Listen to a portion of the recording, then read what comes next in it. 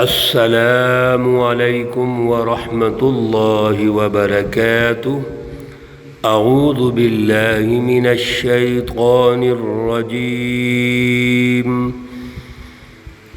بسم اللہ الرحمن الرحیم۔ وما لكم ألا تنفقوا في سبيل الله ولله ميراث السماوات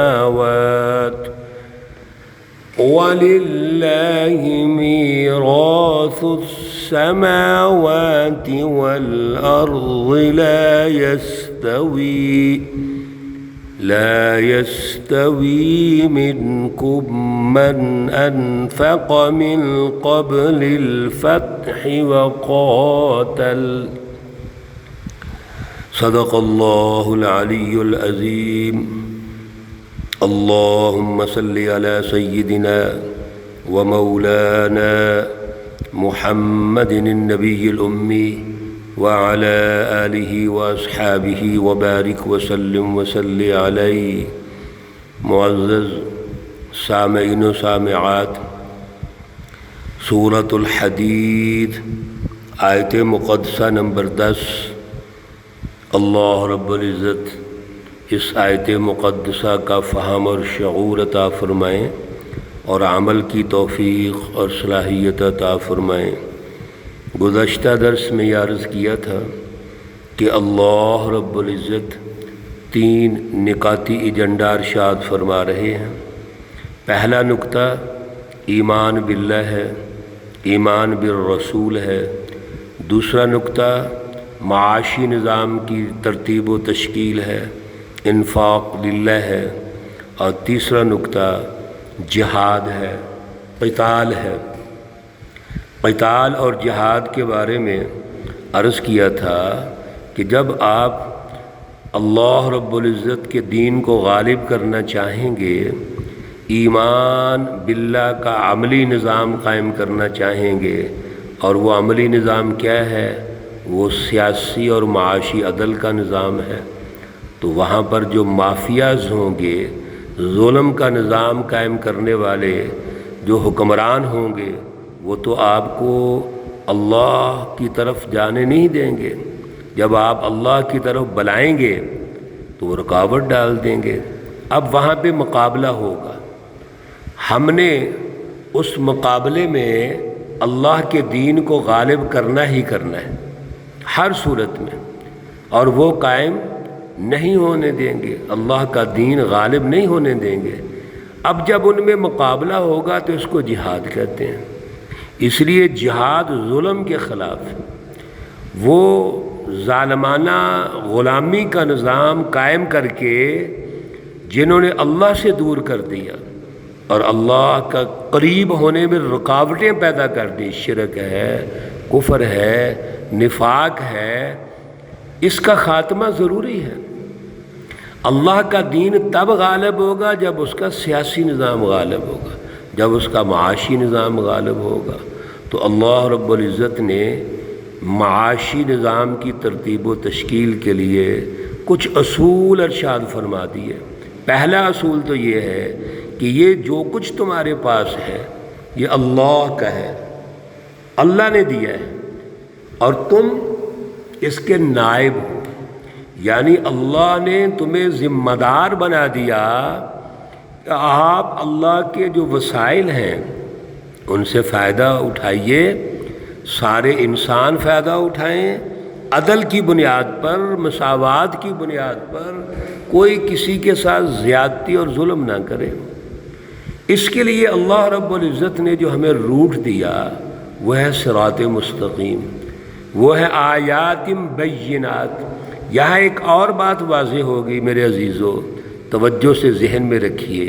عام طور پر ہمارا جو مذہبی طبقہ ہے، مذہبی یعنی فلاسفر ہیں، ہمارے مذہبی اسکالرز ہیں، جو مذہبی طور پہ پروگرام پیش کرتے ہیں مساجد میں، مدارس میں، وہ یہ کہتے ہیں کہ دین کے اندر معاشی نظام ہی کوئی نہیں ہے، دین کے اندر کوئی سیاسی نظام کوئی نہیں۔ اب ذرا آپ کل کے درس کو بھی سن چکے ہیں، آج بھی سنیے اور اس میں ذرا سمجھیے کہ انفاق للہ کیا ہے۔ یہ اللہ تعالیٰ نے معاشی نظام نہیں سمجھایا۔ انفقوا مما جعلکم مستخلفین کیا ہے؟ یہ معاشی نظام کی ترتیب و تشکیل ہے۔ جب تک معاشی نظام یعنی وسائل رزق اللہ کے وسائل نہ سمجھے جائیں اور سارے انسانوں کو برابر حقوق سمجھتے ہوئے ان کے حقوق نہ دیے جائیں، ان کو فائدہ نہ پہنچایا جائے، تو میرے عزیزو عدل کا نظام کیسے ہوگا؟ اور کیا اللہ یہ برداشت کریں گے؟ آپ پیچھے 2 آیات میں مسلسل پڑھ چکے ہیں، لہو ملک السماوات والارض، یہ تو سب کچھ اللہ کا ہے، انسان کیسے اس کا مالک ہو سکتا ہے؟ آج بھی اللہ رب العزت اسی کی طرف اشارہ فرما رہے ہیں، ارشاد فرما رہے ہیں، سنیے، وَمَا لَكُمْ أَلَّا تُنْفِقُوا فِي سَبِيلِ اللَّهِ۔ اس سے بڑا اللہ رب العزت کا کوئی ارشاد، بڑی دلیل ہو سکتی ہے؟ وَمَا لَكُمْ، تمہیں کیا ہے؟ جیسے انسان کسی کو جھڑک کے بات کرتا ہے، انسان آپ کسی سے بات کریں تو آپ کی جو بات نہیں سمجھ رہا اور آسان بات ہے تو آپ اس کو کہتے نہیں کہ تمہارے دماغ کو کیا ہو گیا۔ اللہ کہہ رہے ہیں وَمَا لَكُمْ، تمہیں کیا ہے؟ اللہ تنفقوا فی سبیل اللہ، کہ تم اللہ کے راستے میں خرچ نہیں کرتے۔ اللہ کا راستہ کیا ہے؟ اللہ رب العزت نے آیات بینات صراط مستقیم بتا دیا ہے کہ خرچ کیسے کرنا ہے، معاشی نظام کی ترتیب و تشکیل کیسے کرنی ہے، یہ سب کچھ اللہ نے بتا دیا ہے۔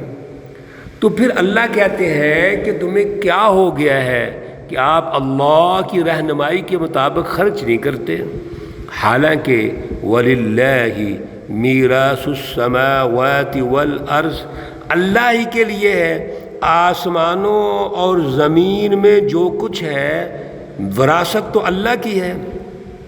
بھئی اللہ نے تمہیں دے دیا، حقیقی مالک اللہ تھے، اس نے ہمیں دے دیا استعمال کرنے کے لیے، ہم اس کے حقیقی مالک نہیں ہیں، ہم تو استعمال کرنے کے اعتبار سے جس کو حق انتفاع کہتے ہیں، ہمیں فائدہ اٹھانے کی صلاحیت کا حق، فائدہ اٹھانے کا حق اللہ نے دے دیا ہے۔ اب جب ایک شخص کو اللہ نے حق دیا تو اس کا کام کیا ہے کہ اتنا فائدہ اٹھائے جتنی اس کی ضرورت ہے، باقی عوام میں تقسیم کرو، اس کی معاشی مینجمنٹ کرو، ایک سسٹم بناؤ جس میں سب کو فائدہ ہو جائے، آپ کو بھی ہو، سب کو فائدہ ہو۔ اس لیے اللہ رب العزت نے ارشاد فرما دیا کہ سب کچھ اللہ کا ہے، اللہ کے پاس رہنا ہے، تم نے دنیا سے چلے جانا ہے اور پھر اللہ کے پاس رہ جائے گا۔ لا يستوي منكم من انفق من قبل الفتح وقاتل، سنیے ذرا توجہ سے، اللہ سچی جماعت کی اہمیت ارشاد فرماتے ہیں کہ سچی جماعت جو فرنٹ لائن پہ لڑنے والی جماعت ہے، جنہوں نے وقت کے ظالم سرداروں کا مقابلہ کیا، ظالم حکمرانوں کا مقابلہ کیا اور اللہ کے نظام کو غالب کیا، دین کو غالب کیا، سیاسی اور معاشی نظاموں کو غالب کیا، اور دور کون سا ہے؟ وہ دور جد و جہد کا ہے۔ بظاہر کوئی اختیارات نظر نہیں آتے، وقت کے ظالم حکمرانوں سے مقابلے کا دور ہے۔ اللہ کہتے ہیں وہ لوگ جب انہوں نے آگے بڑھ کر السابقون السابقون سبقت لے گئے تو ان کے برابر بعد والے نہیں ہو سکتے۔ لا یستوی، نہیں برابر ہو سکتے، منکم، تم میں سے، من انفق من قبل الفتح، جنہوں نے فتح مکہ سے پہلے اللہ کے راستے میں خرچ کیا ہے، معاشی نظام تشکیل دیے ہیں، وقاتل اور جہاد کیا ہے، غزوہ بدر میں شامل ہونے والے، غزوہ خندق میں شامل ہونے والے، صلح حدیبیہ میں شامل ہونے والے، یہ اتنے اونچے لوگ ہیں، ان کا مقابلہ بعد والے کیسے کر سکتے ہیں؟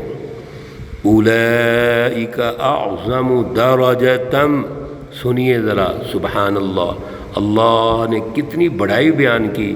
اولئک، یہ وہ لوگ ہیں، اعظم، بہت بڑا، درجۃ، درجے ہیں، من الذین، ان لوگوں میں سے، انفقوا، جنہوں نے خرچ کیا، من بعد، اس کے بعد، وقاتلوا، اور انہوں نے بھی جہاد کیا، یعنی وہ جماعت جو فتح مکہ سے پہلے ہے اور جو فتح مکہ کے بعد ہے۔ بعد والے بھی بڑے باعزت ہیں، معزز ہیں، اصحاب الیمین ہم نے سورۃ الواقعہ میں پڑھے ہیں، لیکن جو السابقون السابقون ہیں ان کے درجے بہت بلند ہیں، اور پھر پہلے والے بھی، بعد والے بھی، وَكُلًّا، اور ہر ایک، سب، وعد اللہ الحسنى، اللہ رب العزت کے ساتھ وعدہ ہے، حسنى، خوبی کا وعدہ، اچھائی یعنی غلبے کا وعدہ۔ اللہ رب العزت نے مجموعی طور پر یہاں پوری سچی جماعت کا ذکر ارشاد فرما دیا کہ ساری سچی جماعت غالب آئے گی، دنیا اور آخرت میں غالب آئے گی، دنیا میں بھی کامیاب ہوگی، آخرت میں بھی کامیاب ہوگی۔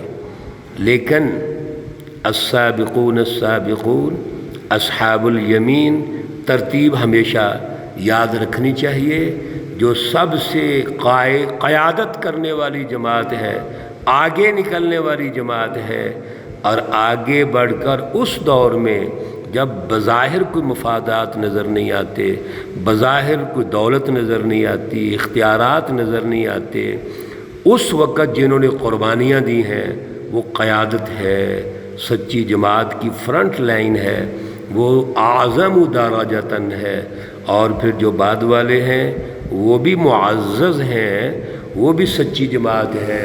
وَكُلًّا وَعَدَ اللَّهُ الْحُسْنَى وَاللَّهُ بِمَا تَعْمَلُونَ خَبِيرٌ، اور اللہ رب العزت جو بھی تم کرتے ہو خبردار ہے، یعنی اللہ سے کوئی چیز پوشیدہ نہیں ہے۔ ہم نے پیچھے بھی آیت مقدسہ پڑھی کہ اللہ رب العزت علیم بذات الصدور ہے، اور واللہ معکم اینما کنتم واللہ بما تعملون بصیر، ہر چیز کا اللہ کو پتہ ہے، جو ہم سوچتے ہیں وہ بھی اللہ کے علم میں ہے، جو ہم کرتے ہیں وہ بھی اللہ کے علم ہے، چھپ کے کریں تب بھی اللہ کے علم میں ہے، ظاہراً کریں تب بھی اللہ کے علم میں ہے، اللہ باخبر ہے۔ تو پھر ہم نیت کیوں غلط کریں؟